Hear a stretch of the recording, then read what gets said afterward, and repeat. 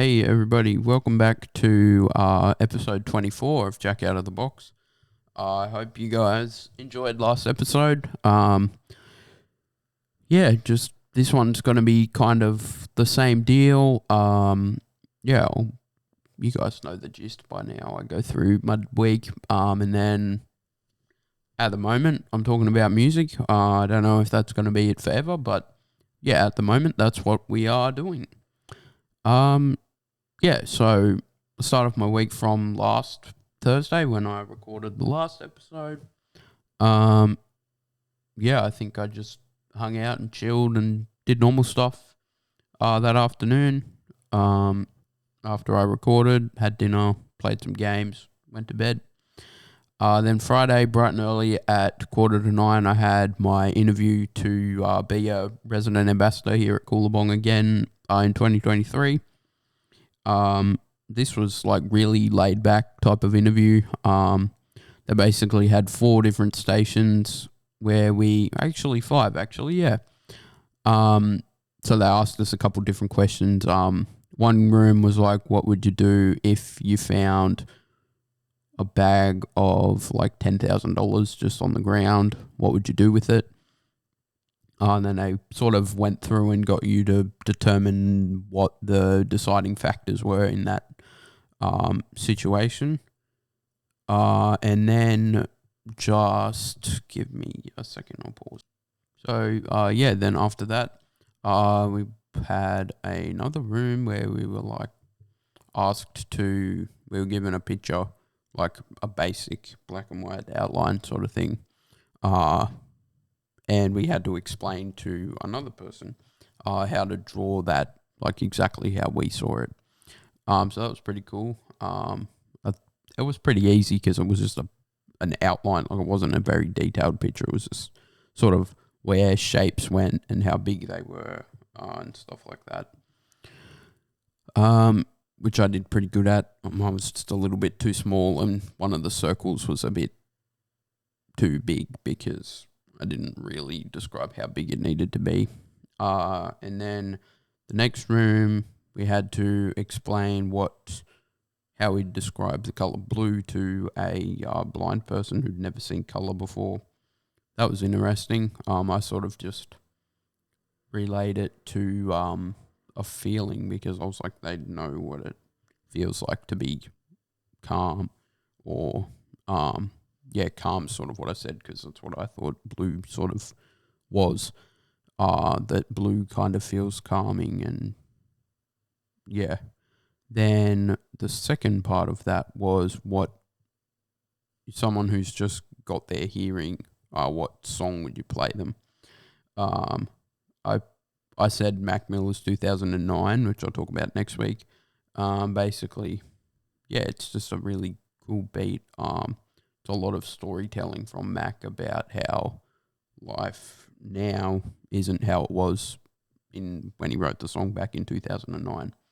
So I think it covers a bit of time of music, and sort of what goes on or what's gone on for someone I listen to a lot. And then the second last one was like a station. We had to pick 3 different values out of a whole stack of them, and then narrow it down to one after that, essentially. After starting with, I think I picked resilience, understanding, and family. And then first I got rid of understanding because I was like, well, in order to be resilient, you have to understand. So, hold on, I'll be back. So basically I said that in order to be resilient, you have to like understand what happened and why you need to be resilient to do that. So I could get rid of that. And then it was a bit tough to get rid of sort of family and understanding.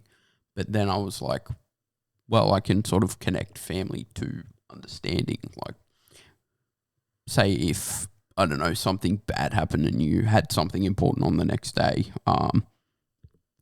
For me, anyway, I'd look to not necessarily relatives per se as family, but anyone who feels like family, who you can, yeah, they can help you understand what happened and understand why you need to be resilient to get over that sort of, I guess, trauma essentially, and just keep going with life because sometimes, yeah, shit happens and you've got to keep going. So I think just, yeah, it's maybe not.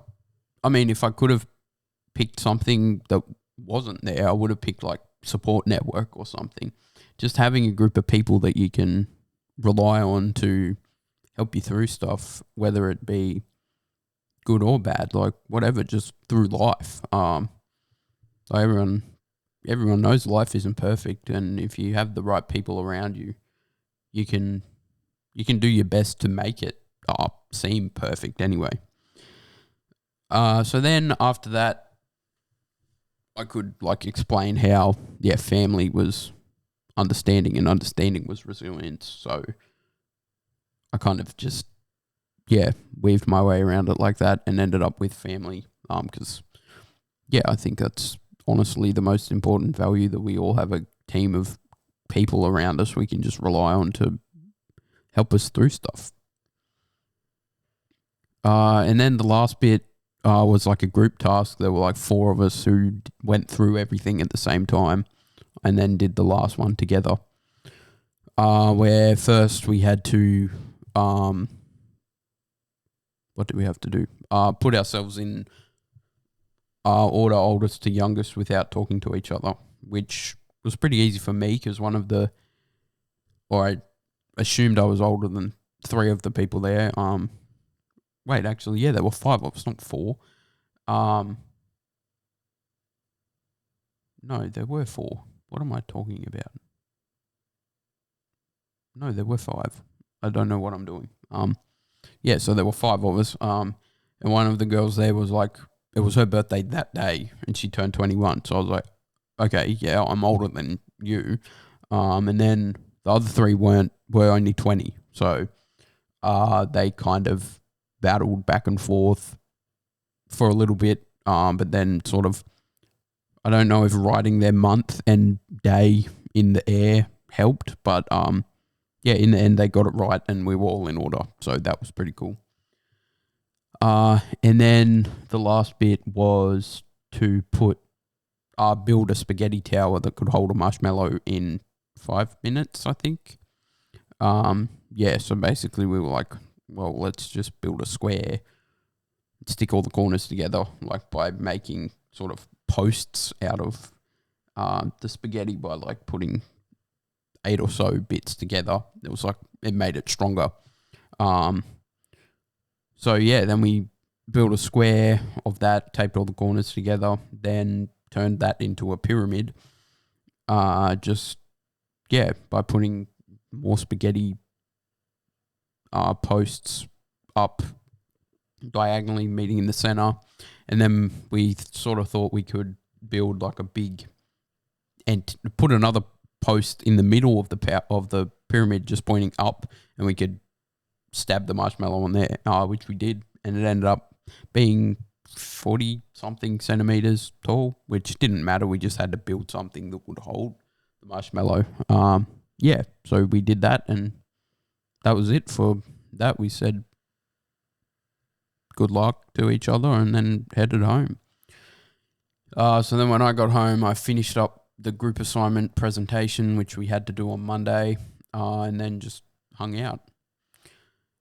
And then Saturday, because I'd caught up on my presentation and the report was at this point done for me, I didn't have to do any work, which was good. So I went and did some adulting. I bought some boxes to store my shoes in, which kind of keeps them contained. I sort of, through my collection of Crocs and other shoes, my shoe line was getting closer to the door and a couple of them were getting squished behind the door whenever it opened. So I was like, I just thought to myself, I need to get something so that doesn't happen. So I got these plastic shoe boxes from Kmart. And yeah, they work really good and they do exactly what I want. And then I ended up also buying a new monitor to put next to my main one. I'd been thinking about this for so long that I wanted to get one with the same resolution to put beside the one I currently use as my main one. And yeah, we were just walking through JB Hi-Fi and I found the one I'd been looking at that I was sort of thinking if that's the one I want to get, that's what I'd get. And it was on sale and we could talk them down a little bit. And yeah, for $650, I got this monitor I kind of really wanted. And yeah, it's other than now the color difference is different because it's IPS and my main one's VA. But that's just nitty gritty. And yeah, so far I really like it. It's good having everything the same clarity and size on the screen, which is good. Yeah, and then we came home and set all that up after we had Mexican for lunch, and that was kind of it. I played games after that. Then Sunday, I didn't do anything till about 2 o'clock. I did stuff. I was up. I was out of bed. I finally worked out how I could play FIFA without it crashing all the time. By every time I finished a match, I'd quit the game completely and then load back in. And it seemed to work until I forgot and went to just start another match straight away and it died. And I was like, okay, well, that's it. I'll turn my computer on and play something else.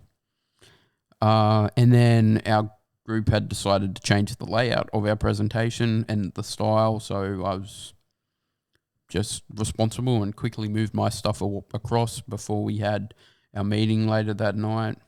Then Angus, my mate, was running a lawn bowls event here. And it was a pretty nice day. So, yeah, Scott and I walked down to the bowling club, went to that, played some lawn bowls. Then I had a meeting about the presentation just to make sure everyone knew what we were finishing up and what we needed to have done. Because it was due the next day. And then we had pizza at the bowling club, then walked home because it was still pretty nice and I didn't have a car, so we kind of had to walk. And then just hung out, played some games for a little bit and then hit the sack. Then Monday again, my last busy day of uni, pretty much. I had my management information systems lab where we presented our group assignment presentation to the rest of the class. We did really well, except I just needed to add some information about a finance management system and a customer relationship system, management system to make sure that all aspects of our business were covered, because we're manufacturing kids' toys and then selling them to a retail customer. So yeah, we needed something to manage all the sales and finance, and then something to also manage our relationships with the selected retailers who we chose to sell through, not just supply chain, getting the stuff from our suppliers to create what we want to then pass on to or sell to our retailers. Then went to my web development lecture where we talked about SVG files, which are like, it's an image, but it's written in code instead of saved as an image, basically. Generally, they're basic photos, like a vector, like a silhouette, essentially, but not saved as an image code. It's saved as code instead. Then I came home, finished up the group report because I also had to add the same stuff, or the stuff he said we needed to add to our presentation needed to go in the report as well. So I did that. That only took me about 10 minutes. Or actually probably about 20 because I procrastinated. Once I started, it took me 20, but before that, it took me forever. Then Angus and Isaac came over. We played a few games of FIFA, then had dinner, and that was it. They went home, we played a few games, and then I went to bed. Then Tuesday, I had my e-business lecture where we talked about regulatory and ethical challenges of e-business, most notably privacy protection laws and the laws regarding intellectual property. Then our e-business lab watched the last 4 or 5 of the favorite e-business website presentations. Had a few interesting ones. Overall, I think there were too many people that I feel picked the same thing. Because I'd sort of thought it's easy. Rather than doing the same to make him think, the marker think essentially, I can just pick something that I like and then present that, and be a bit unique compared to everyone else. So there was like 4 people did Amazon, a few other people did Alibaba, AliExpress came up a couple times. I really liked the ones who sort of done what I did and picked a local e-business that had grown in Australia. So one guy did Surf Stitch, the surf and streetwear online retailer. And then another guy did Evolve Skateboards, which I had heard of before, didn't realise was Australian. They make, they build and sell electric skateboards, which is pretty cool. Yeah, and then after that, I just came home. I think we got coffee on the way home, and then I just came home and played games, probably. That's what I normally do because I'm a uni student who doesn't have anything else to do, apparently, anyway. Then Wednesday, the NBA was back, so that was exciting. Watched the 2 games that were on. Wrote notes for my management information systems lecture that was on today. Then went to trivia. They had the moonlit markets down there, so there was some better food than what we normally just get at the uni bar, which is good. Yeah, and then we ended up coming 4th, which was exciting, sort of. I mean, we didn't win any money or duck bucks, but yeah, it was still good. We didn't completely suck. Yeah, and then came home and that was it. Then today I wrote what I'm reading to you guys now, the script for the podcast. Had my management information systems lecture where we basically talked about how emerging software and hardware technologies can benefit businesses and how these have changed over time and how they affect the running of a business.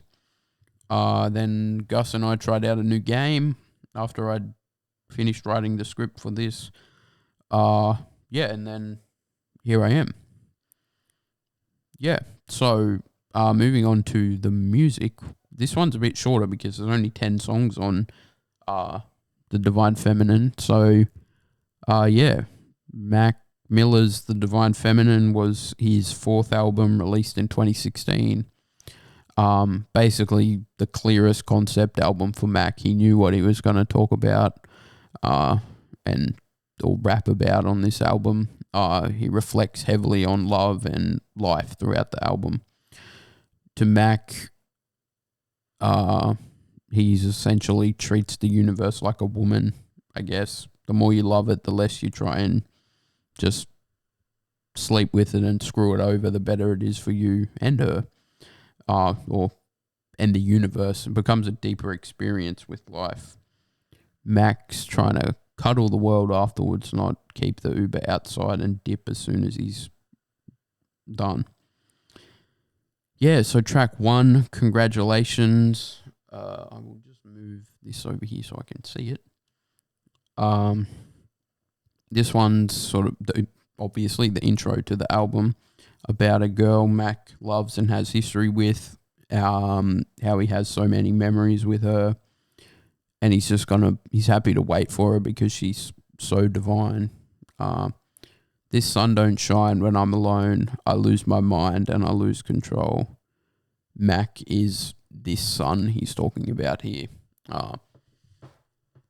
And he feels like, hold on, I'll move closer. Sorry. He's at his best when he isn't at his best, when he's without his girl. when she's gone, he struggles to fight his demons, ultimately risking losing control of himself and falling back to his depressive drug using stage where we didn't want him to go back to, but ultimately that's kind of what happened. You remind me of The Color Blue. Mac feels his girl's calming to him. Like I said before, The Color Blue is, to me anyway, and Mac here, calming. And every time I call your phone, you better pick up your cell. I swear to God, I'm a freak out if it goes straight to voicemail. Mac felt his relationship with this girl was blissful until now in the song, where he's freaking out when she doesn't answer his phone, his calls. Then Dang is track number 2. Mac brings in Anderson .Paak as they try to get their girls back by bringing out their more sensitive sides. Probably my favourite track on the album. The jazzy beat is really, really easy to vibe with and just feel good to. And Mac's flow. Not that his flow's bad in other songs, but in this one it's just really, really good. How many mistakes do it take till you leave and I'm left with my hand on my face all red in the face looking at you like, wait. Mac's somewhat embarrassed by his mistakes that have led to this girl leaving. So he's, hiding himself behind his hand, asking her to wait so they can try and sort it out. Know my heart like gold, but it break like glass, and I'm a shit so old, and I act so young. Mac has a good heart, but that often leads him to being a bit fragile at times. When he thinks of gold, he thinks of some really strong shit that won't break. But sometimes, having a good heart lets it get shattered. You don't want to grow up. Yeah, that shit no fun. Mac acts young for his age, and so does his girl he's singing to in this song. Having a carefree and young lifestyle is fun and exciting, but it can hold back your ability to have mature conversations when you need to work things out or just get serious about your relationship. You can drive my car, don't drive me crazy. Mac's happy for her to use his car as long as that means she keeps him out of drama.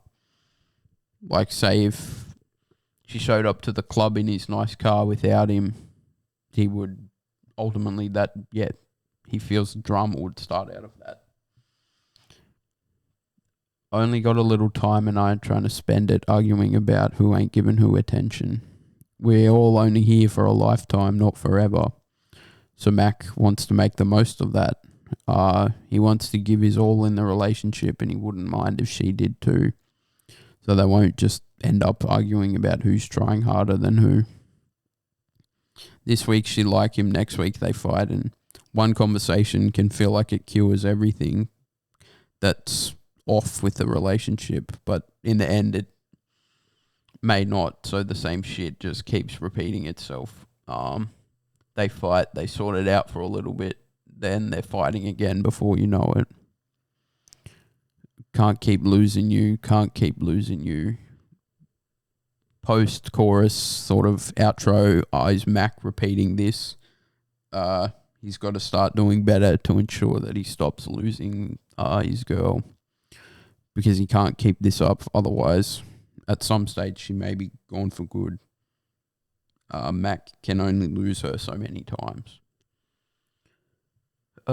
Then track number 3, Stay. Mac raps about how he wants to just stay with her in this moment. He doesn't want her to leave him and where he's at right now. I'm okay now, baby, don't you leave my side, don't even try. I'ma go crazy, girl, you save me. Without his girl by his side, Mac's gonna go crazy. Many people, including me, thought his muse in this album was Ariana Grande, who Mac started dating in 2016. But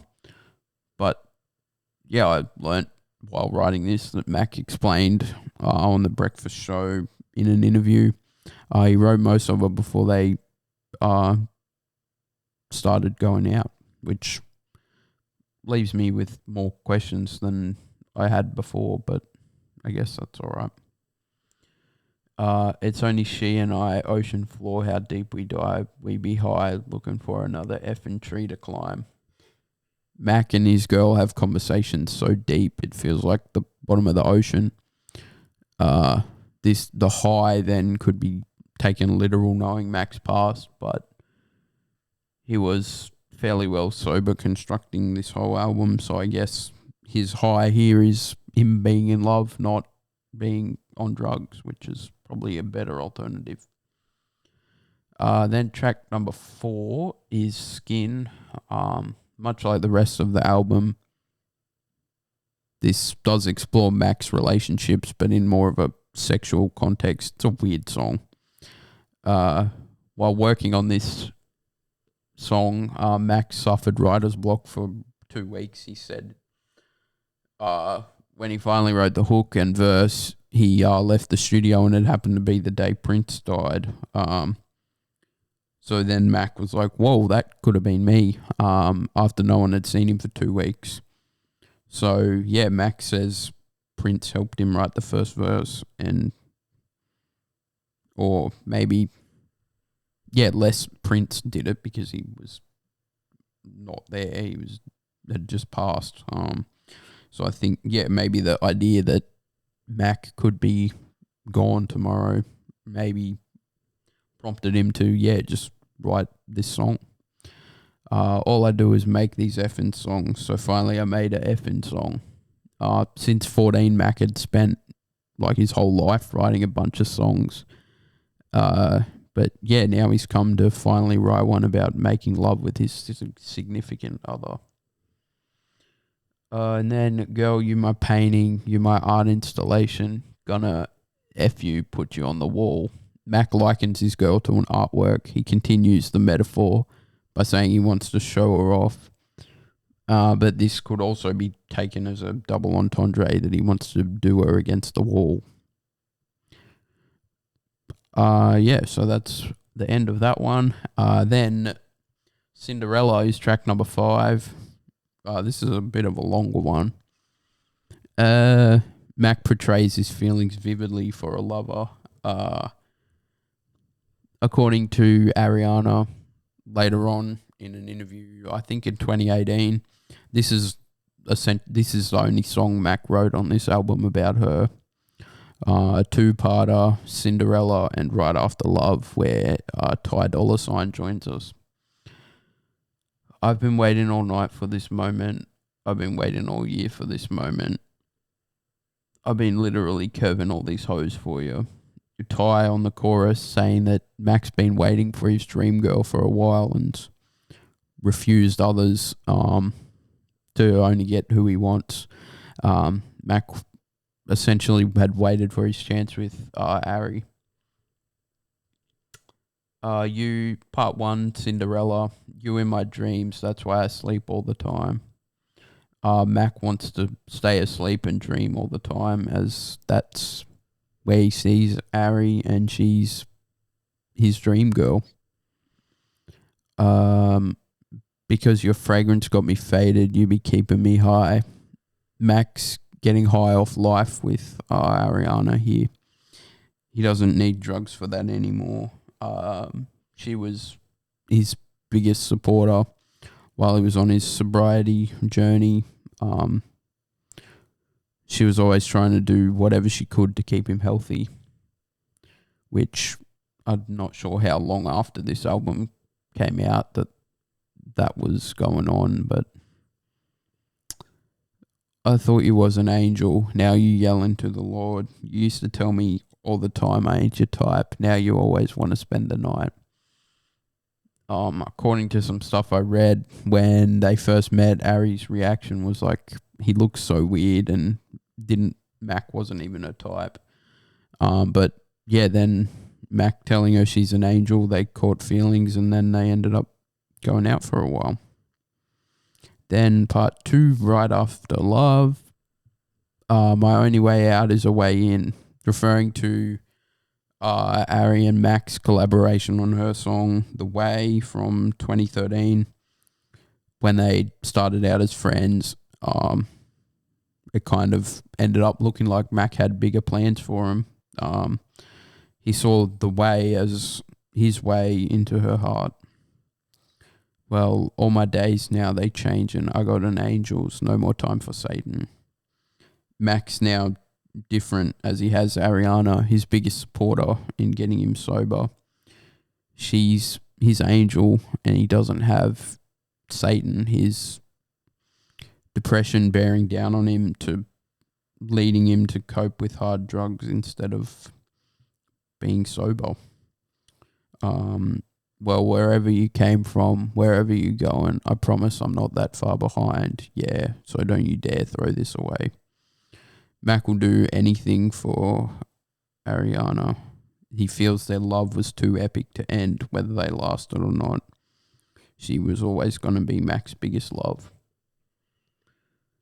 And then the next one, Planet Goddamn, ties into the divine and spiritual theme of the divine feminine. In this track, Mac characterizes the woman in the song as God. My mind are in the times when I love you was so divine, but now it's feeling like without you. Mac's mind is still on when they were together, but when reality hits him, he sees that they're not together anymore. Okay, no mishaps, this, that, and the third. Don't go back on my word. Yeah, I keep that shit gift wrapped. Every word Mac utters about this girl is precious, like a present, that she can't return it and he can't take it back, so it's just there forever. A little more pain, that's just better music. For Mac, in this song anyway, heartbreak leads to pain, which in a lot of cases leads to better music. Wait, did I just scroll down before I'm done? No. The next one, track number 7, Soulmate. Mac contemplates the meaning of the word soulmate in this song. My eyes closed, your body all I see. I think you're too divine for my human mind. Mac's talking on the high he feels when he closes his eyes. He still sees her, his soulmate. But yeah, he feels she's too godly for him to understand properly. Cut the strings, my balloon, watch me fly. Mac's new love interest is his balloon, his angel lifting him up, getting him high, taking him to new heights. Then We, featuring CeeLo Green, they kind of look into a love that lasts forever. Okay, well, you could be my boo. Well, okay, it's alright, it's okay, you could be my boo. This feels like Mac trying to ask some girl to be his boo. But like a lot of guys, he's too nervous to actually ask, so he's just stuttering through his conversation. And time will tell if I'm alive and well, because when I'm by myself, I find that I keep flying high. Sometimes I must remind myself that change is more than pennies laying on the floor inside the well. When Mac was alone, he regularly resorted to drugs to feel a high. He knows he needs to remind himself that to change this, it'll take more than him just chucking pennies in a well and making a wish. Then CeeLo's on the bridge. There's no more you or me. We are we. Yes, we are. Mac and this girl are no longer apart. They're not one and the other. They are one together forever and always. We. Then track number 9, my favorite part. Ariana is back. Oh wait, not back. Joins Mac on this love song, basically. Many people that think, including me, that this was them expressing their love to each other, but Mac had said in an interview before that it was released, or after it was released, September 2016, that he'd written the song beforehand and but working on this song together kind of rekindled their close friendship. Why am I speaking weird? Said you just don't know how beautiful you are, and baby, that's my favorite part. You walk around so clueless to it all, like nobody gonna break your heart. Mac knows his girl is beautiful, but she doesn't. Mac likes this about her as it ensures that whenever he sees her, it's always her true self, not some fake girl, I guess. Said the universe couldn't keep us apart. Why would it even try? I think this probably is about Ariana here. The way brought them together, and the universe brought them together, or back together for this track. If you want to stay, we're taking it slow, baby.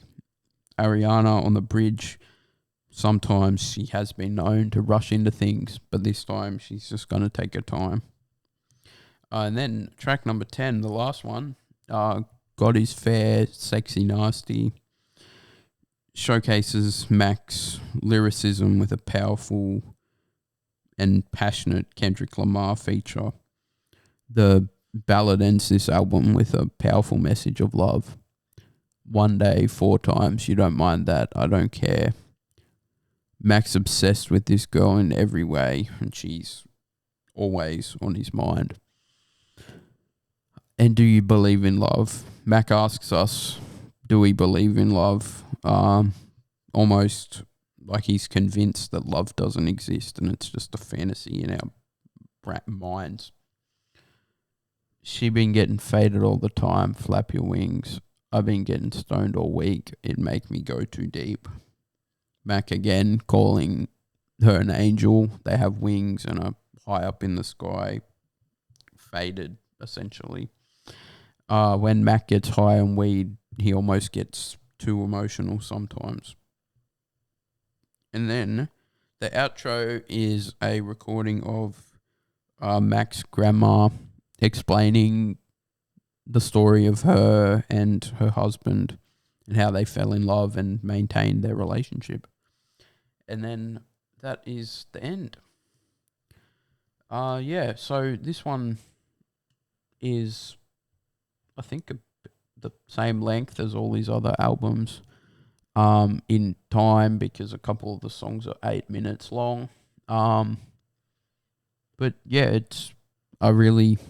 it's by far my favorite album. Through most of it, Mac's just feeling happy and in love, basically, or not basically. That is exactly what he's feeling through recording this album. And it kind of, I feel like as much as we sort of did get to know Mac before this one, I think, on this one we get to know the better side of Mac, the one that isn't exposed to drugs all the time and living the high life of being famous. And that's sort of it.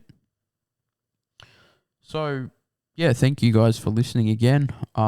Next week is probably, my next favorite album in line, Swimming. This one's pretty good. The last one that was released before he passed, sadly. But there's 13 songs, so it'll take me a bit to write it. It's got some really good ones. It's probably, Divine Feminine's my favorite. I think Swimming is Mac's best album. So I look forward to talking to you guys about it. I hope you enjoyed this episode, and I'll talk to you next week.